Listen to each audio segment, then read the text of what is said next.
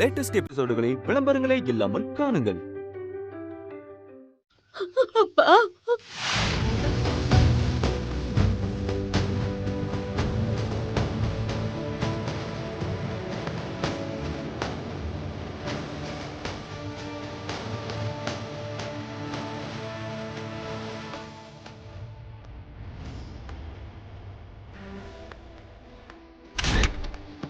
என்னப்பா எல்லாரும் என்ன விட்டு போட்டோ எடுத்துட்டு இருக்கீங்க? நீ வாடா வந்து பக்கத்துல உட்காரு.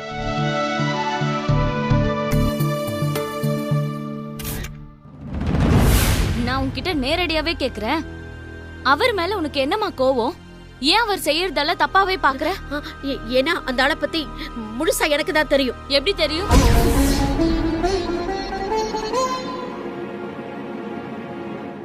அவர் முன்னாடி கூட வந்து நிக்காம நீ ஓடி ஓடி ஒளிஞ்சுப்ப. அவர் நடிக்கிறாரு, நாடகம் போடுறாருன்னு எதை வச்சு சொல்ற? இத பாரு, இதெல்லாம் ஒரு அனுபவத்துல சொல்றது. உனக்கு அதெல்லாம் புரியாது.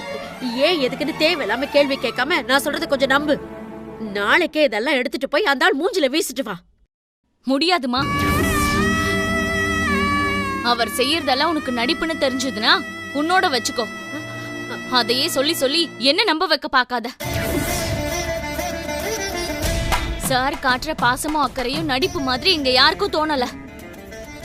உனக்கு அப்படி தோணுச்சுன்னா பிரச்சனை உன் புத்தியில தான் இருக்கு, அவர் நோக்கத்துல இல்ல. அந்த ஆளுக்காக இப்ப நீயும் என்னை எதிர்த்து பேச ஆரம்பிச்சிட்டல. நான் சந்தேகப்பட்ட மாதிரி தாண்டி எல்லாமே நடக்குது. முதல்ல மயில என்கிட்ட இருந்து பிரிச்சு கூட்டு போனாரு, ரெண்டாவது கையில இப்ப புடவை நகைன்னு வாங்கி கொடுத்து உன்னையும் அவர் பக்கம் இழுத்துக்கிட்டாரு. அவர் மேல இருக்கிற கோவத்துல நீ என்ன கேவலப்படுத்துறமா? நகைக்கும் புடவைக்கும் நான் ஆசைப்பட்ட ஆள் கிடையாது. நீயும் என்ன அப்படி வளர்க்கல. உண்மையான அன்போட தான் அவர் இதை எனக்கு வாங்கி கொடுத்திருக்காரு. உன் சந்தேகத்துக்காக இதெல்லாம் திருப்பி கொடுத்து என்னால அவரை அசிங்கப்படுத்த முடியாது. ஆனா அந்த ஆளுக்காக நீங்க எல்லாரும் சேர்ந்து என்ன அசிங்கப்படுத்துவீங்கல்ல? என் வார்த்தையை மதிக்காம என்னைய தூக்கி எறிஞ்சிட்டு போவீங்கல்ல? நடத்துங்க, நல்லா நடத்துங்க. அந்த ஆளோட சுயரூபம் கண்டிப்பா ஒரு நாள் வெளியில வரும். அன்னைக்குதான் என் வேதனை என்னன்னு உங்க எல்லாருக்கும் புரியும். அது வரைக்கும் நீங்க எல்லாரும் உங்க இஷ்டத்துக்கு ஆடுங்க. உங்க ஆட்டம்லாம் எவ்வளவு நாளுக்குன்னு நானும் பாக்குறேன். அம்மா,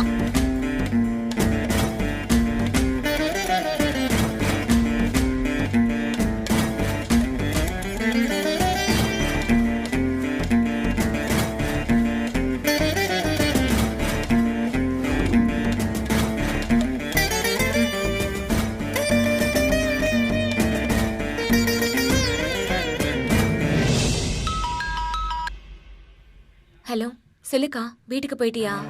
ஆமாண்டி. உள்ள வந்ததுமே அம்மா சாமி ஆடிட்டாங்க. எதிர்பார்த்ததுதான்க்கா. சார் வாங்கி கொடுத்தாருன்னு தெரிஞ்சாலே அம்மா இப்படிதான் ரியாக்ட் பண்ணுவாங்க. அதாண்டி எனக்கும் புரியல. நம்ம எல்லாருக்குமே சார் நியாயமாவும் உண்மையா இருக்கிற மாதிரி தான் தெரியுது. அம்மா மட்டும் ஏன் அவரை தப்பாவே நினைக்கிறாங்க? அவர் பேரை சொன்னாலே ஏன் அவங்களுக்கு அவ்வளோ கோவம் வருது? அவங்க நடந்துக்கிறதெல்லாம் பார்த்தா சாருக்கும் அம்மாக்கும் ஏதோ முன்விரோதம் இருக்கிற மாதிரியே தோணுது. அதான் அம்மா அவர் முன்னாடியே வர மாட்டேங்கிறாங்க. அவரை பத்தி பேசினாலே எரிஞ்சு விழுறாங்க. அக்கா, நீ நினைக்கிற மாதிரி எல்லாம் எதுவும் இல்லக்கா. ஆரம்பத்துல இருந்தே சார் என்ன ரொம்ப கஷ்டப்படுத்தினார்ல, அந்த கோவத்துல தான்க்கா அம்மா இன்னும் அவர் மேல வெறுப்பாவே நடந்துக்கிறாங்க. நீ அம்மா கிட்ட எதுவும் எதிர்வாதம் பண்ணிட்டு இருக்காத, சரியா? சரி மயிலா. சரிக்கா, நான் வச்சிடுறேன்.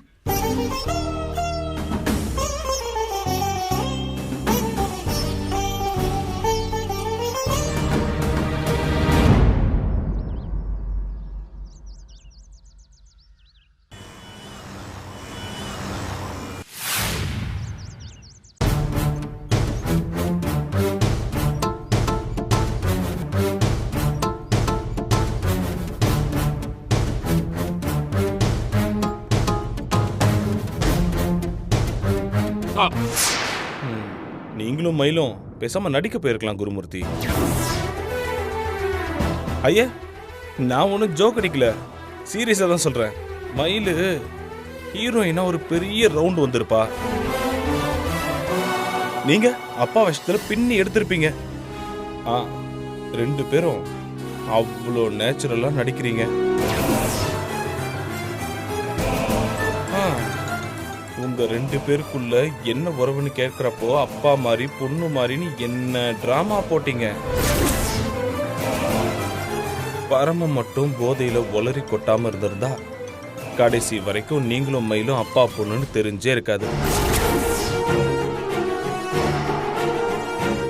குருமூர்த்தி, உங்க 2 பேர் ஆக்டிங்க்கு அவார்டே கொடுக்கலாம், ஆஸ்கார் அவார்டே கொடுக்கலாம். உங்க பாராட்டுக்கு நன்றி சார். நான் போய் வேலையை பார்க்கவா? சும்மா உட்காந்து சேரை தேய்க்கிற வேலை தானே, அதுக்கு என்ன அவசரம்? அது எப்போ வேணாலும் பார்த்துக்கலாமே. குருமூர்த்தி கூல், எதுக்கு டென்ஷன் ஆகுறீங்க? நான் இருக்கிறது தானே சொன்னேன். இந்த வேலையில நீங்க பெருசா என்ன சாதிச்சிட்டீங்கன்னு சொல்லுங்க பாப்போம். ஆனா மயிலோட ப்ரொஃபைலே வேற. ஆக்டிங் கரியரை மிஸ் பண்ணாலும் அவ புத்திக்கு ஏத்த மாதிரி போலீஸ் வேலைக்கு வந்துட்டா. நிறைய சவாலான கேஸ் எல்லாம் ஹேண்டில் பண்ணி அவ யாரை நிரூபிச்சிட்டா. But you are totally unfit for this job. இன்னும் மூஞ்சில் அடிச்ச மாதிரி சொல்லணும்னா நீங்க இந்த வேலைக்கு லாயக்கே இல்லை.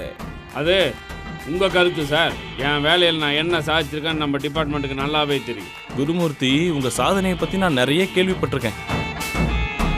பெத்த பொண்ணு பக்கத்துல வச்சுக்கிட்டு நீங்க ஊரெல்லாம் அவளை தேடி அலைஞ்சிக்கலாமே, அது கூட பரவாயில்ல. யாரோ ஒரு கிரிமினலை உங்க பொண்ணு நம்பி ட்ரெஸ்ஸு நகை இதெல்லாம் வாங்கி கொடுத்து ஸ்டேஷன்லயே விருந்து வச்சு தலகால் புரியாம ஆடினீங்களாமே. எல்லாரும் கதை கதையா சொல்லி சிரிக்கிறாங்க. நான் என்னமோ சீரியஸான போலீஸா இருப்பீங்கன்னு பார்த்தா இப்படி சிரிப்பு போலீஸா இருக்கீங்களே குருமூர்த்தி. கூடவே இருக்கிற பொண்ணை கண்டுபிடிக்க முடியாத நீங்க மறைஞ்சிருக்கிற கொள்ளைக்காரனை எப்படி கண்டுபிடிக்க போறீங்க? நான் ஏன் அன்ஃபிட்னு சொன்னேன்னு இப்ப புரியுதா? என் பொண்ணை தேடுறது என் பர்சனல் விஷயம் சார். பொண்ணுங்கிற விஷயத்துல கொஞ்சம் எமோஷனல் ஆயிட்டேன். அதனால தான் மயில் பக்கத்திலே இருந்தும் மிஸ் பண்ணிட்டேன். நீங்க என்ன காரணம் சொன்னாலும் உங்க இயலாமையை ஜஸ்டிஃபை பண்ணவே முடியாது. பேசாம நீங்க ஒண்ணு பண்ணுங்களேன், வேலையை ரிசைன் பண்ணிட்டு வீட்டுல ஜாலியா இப்படி கையை வச்சுக்கிட்டு ஹாயா இருங்க. நான் ரிட்டையர்ட் ஆகணுமா ரிசைன் பண்ணுமாங்கிறது என்னோட முடிவு சார். அதை நீங்க டிசைட் பண்ணாதீங்க. நான் முடிவு பண்ணல குருமூர்த்தி, ஆர்டரும் போடல. ஒரு வெல்விஷரா என்னோட சஜஷன் இது. ஓ, வேலையை விட்டுட்டா பூவாக்கு என்ன பண்றதுன்னு யோசிக்கிறீங்களா? அதெல்லாம் ஒன்றும் கவலைப்படாதீங்க. கவர்மெண்ட்ல கொடுக்குற ரிட்டையர்மெண்ட் பெனிஃபிட்ஸை தாண்டி மாசம் உங்க குடும்பத்துக்கு தேவையான அமௌண்ட்டை நான் கொடுக்குறேன், என் பேக்கெட் மணில இருந்து. ராமச்சந்திரா, என் குடும்பத்தை காப்பாத்துறது எப்படின்னு எனக்கு தெரியும். ஓஹோ, மற்றவங்கிட்ட கையேந்தி புடைக்க வேண்டிய அவசியம் எனக்கு இல்லை. நான் சொன்னது நீங்க தப்பா புரிஞ்சுக்கிட்டீங்க. நான் அப்படி சொல்லல. நான் உங்களுக்கு பணம் கொடுக்குறேன்னு சொன்னது பொது நலத்திலேயோ சமூக அக்கறையிலையோ சொல்லல.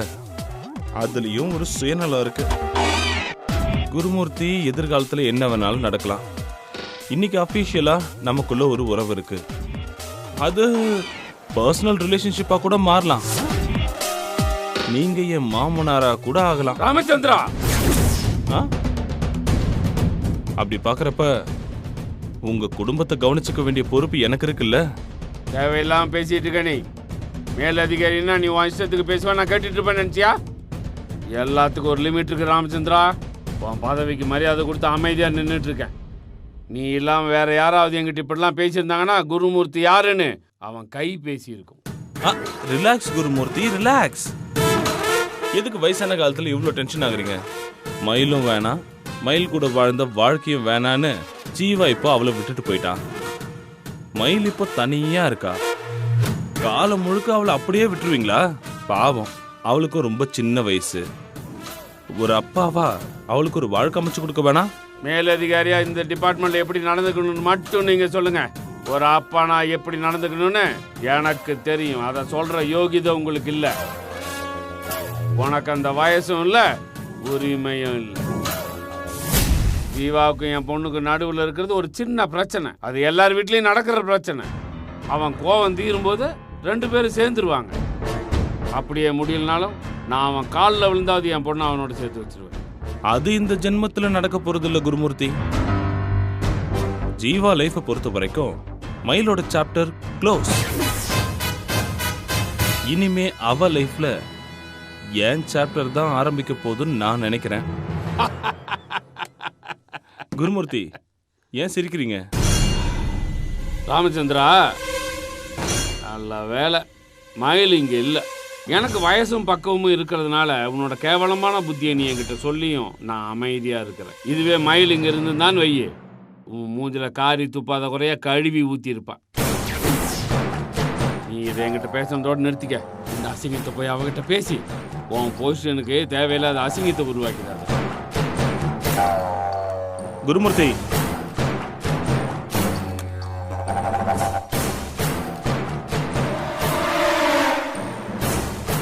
நான் உன்னை டார்கெட் பண்ணிட்டா அதை அடையாம விட மாட்டேன். மயில் தான் என் லைஃப்ங்கிறத நான் எப்பயோ முடிவு பண்ணிட்டேன். ஜீவாவை எப்படி பிரிச்சு விடலான்னு யோசிக்கிறப்ப அவனே விலகி போயிட்டான். இப்போ என்னோட லைன் கிளியர் ஆயிடுச்சு. நான் மயிலோட சேர்றத உங்களால மட்டும் இல்ல, அந்த கடவுளாலையும் தடுக்க முடியாது. இங்க பார், இதுக்கு மேல எந்த ஆர்குமெண்ட்டும் வேணாம். இனிமே ஃபுல் ஆக்ஷன் தான்.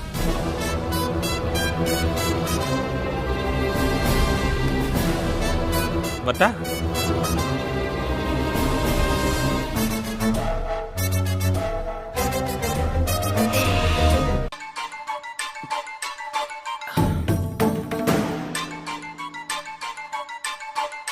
தம்பி,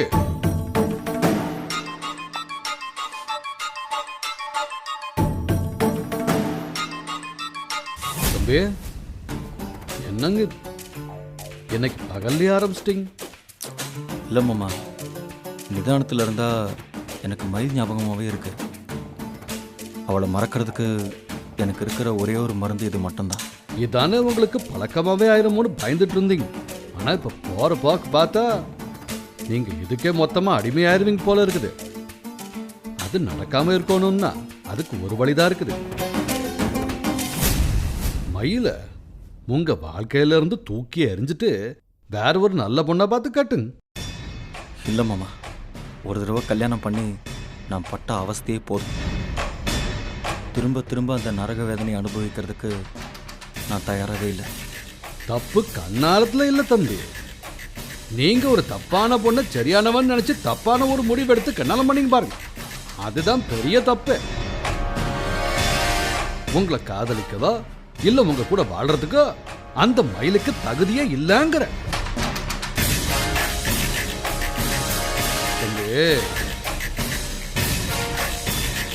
நீங்க அந்த பிள்ளைக்காக சொத்து பத்தெல்லாம் வேணான்னு தூக்கி எறிஞ்சது கூட பெரிய விஷயம் இல்லைங்க.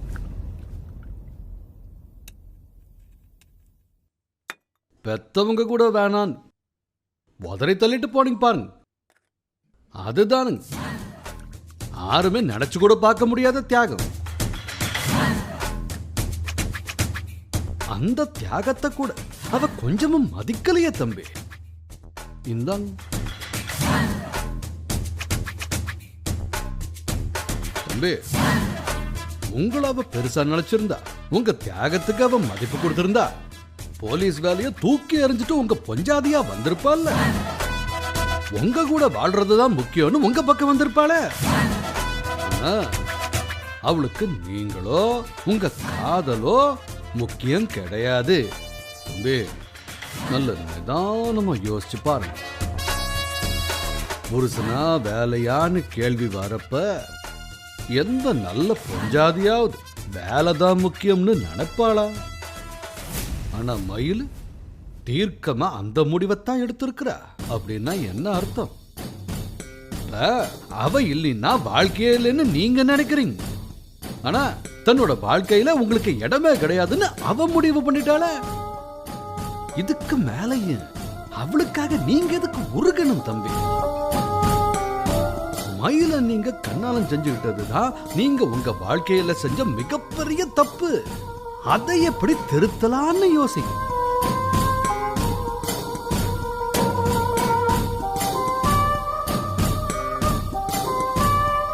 மாமா என்னை இப்ப என்ன செய்ய சொல்றீங்க? உங்களுக்கு இன்னும் வயசு இருக்குது, வாழ வேண்டிய காலமும் இருக்குது.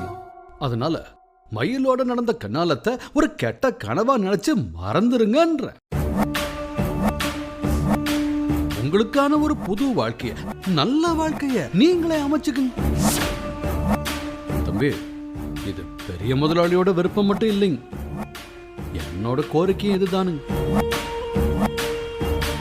தம்பி, நீங்க என்ன யோசிக்கிறீங்கன்னு எனக்கு புரியுதுங்க. ஆஸ்பத்திரியில வச்சு நடந்த அவசர கண்ணாலம் தானுங்க உங்களுக்கும் மயிலுக்கும். கோயில்ல உங்க கண்ணாலம் நடந்திருந்தா கூட அதுக்கு எத்தனா ஒரு ஆதாரம் இருந்திருக்கு. ஆனா இன்னைக்கு தேதிக்கு மயில உங்க பொஞ்சாதின்னு சொல்றதுக்கு சட்டப்படி எந்த ஆதாரமும் இல்லை. அதனால அவ இருக்கிறப்பவே நீங்க திரும்பவும் இன்னொரு கண்ணாலம் கட்டுறதுலயே எந்த பிரச்சனையும் வராது. என்ன மாமா பேசுறீங்க? நாங்க 2 பேரும் புருஷன் பொண்டாட்டி நிரூபிக்க எங்க ரேஷன் கார்டுல இருக்கிற எங்க பேரே போதுமே. அதுவும் இல்லாம அக்கம் பக்கத்துல இருக்கிறவங்களும் அதுக்கு சாட்சியா இருக்காங்க. அந்த ஆதாரத்தை எல்லாம் தூக்கி குப்பையில போடுங்க தம்பி. அந்த மயிலுகிட்ட இருந்து நிரந்தரமா விலகிறதுக்கு நீங்க உங்க மனசளவுல தயாரா இருக்கீங்களா? தெரியும் தம்பி, உங்களால எதுக்கு சட்டுன்னு ஒரு பதில சொல்ல முடியாதுன்னு எனக்கு நல்லா தெரியும். இவ்வளவு காலமா அவளை நீங்க எப்படியெல்லாம் உருகி உருகி காதலிச்சிருப்பீங்க. அந்த காதல் இன்னும் மிச்சம் இருக்கிறதுனால தான் உங்களால உடனடியா ஒரு பதில சொல்ல முடியல. அப்படியே தடுமாறுறீங்க. சரி, வேணும்னா உங்க சந்தேகத்தை உறுதிப்படுத்துற மாதிரி அவளுக்கு இன்னொரு சோதனை வைக்கலாமா? என்ன சோதனை? தப்பா நினைக்காதீங்க, ஆனா எதுக்கு இருக்கட்டும்னு நம்ம வக்கீல பார்த்து ஒரு செட்டில்மெண்ட் லெட்டரை எழுதி வாங்கிட்டு வந்திருக்கிறேன். கொஞ்ச நாள் நாங்க சேர்ந்து வாழ்ந்தோம், இப்ப பரஸ்பரம் எங்களுக்குள்ள எந்த பிரச்சனையும் இல்லாம பிரிஞ்சிடறோம். இனிமே எங்களுக்குள்ள எந்த ஒட்டும் இல்ல உறவும் இல்லைன்னு எழுதி இருக்குது. இதுல கையெழுத்து போட வச்சு வாங்கிட்டு வரேன்னு சொல்லி டீட்டெயிலா எழுதி வாங்கிட்டு வந்திருக்கிறேன்.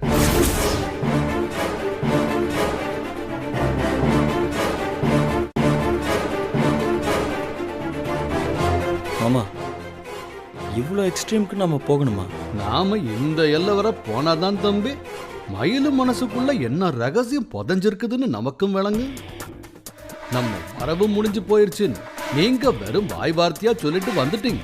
ஆனா அத அவ தனக்கு சாதகமான விஷயமா இல்ல பாக்குறா. யோசிங், எல்லா பரீட்சையும் எழுதி முடிச்சுட்டு ஒரு கெத்தான போஸ்டர்ல போய் உட்காந்துடலாம். அதுக்கு பிறகு உங்களை எப்படியாவது சமாதானம் பண்ணி திரும்ப கூட்டியாந்து சேர்த்துக்கலான்னு அவ திட்டம் போட்டிருக்கிறா. அந்த தைரியத்துல தான் தம்பி அவ இப்படி ஒரு முடிவு எடுத்திருக்கிறா.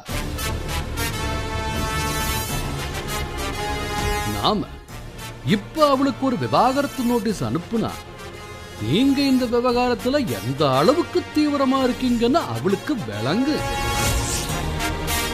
கிடைச்சிருக்கிற இந்த வாழ்க்கையை தக்க வச்சுக்கிறதா இல்ல உங்களை நிரந்தரமா பெரியறதா? ஒரு நெருக்கடியில கொண்டாந்து அவளை நிறுத்தினாத்தான் இந்த 2ல ஏதாவது ஒரு முடிவை அவ எடுப்பா. அதுக்கு பிறகு என்ன செய்யணுங்கிறத நாம முடிவு செய்யலாம். ஆனா அவ மனசுல நீங்க இருக்கீங்களான்னு தெரிஞ்சுக்க வேணாம். அதுக்கு இதை விட்டா வேற வழி இல்ல தம்பி. முதல்ல நீங்க கையெழுத்து போடுங்க, மத்த எல்லாம் நான் பாத்துக்கிறேன். உங்க நல்லதுக்காகத்தான் தம்பி சொல்றேன், யோசிக்காதீங்க.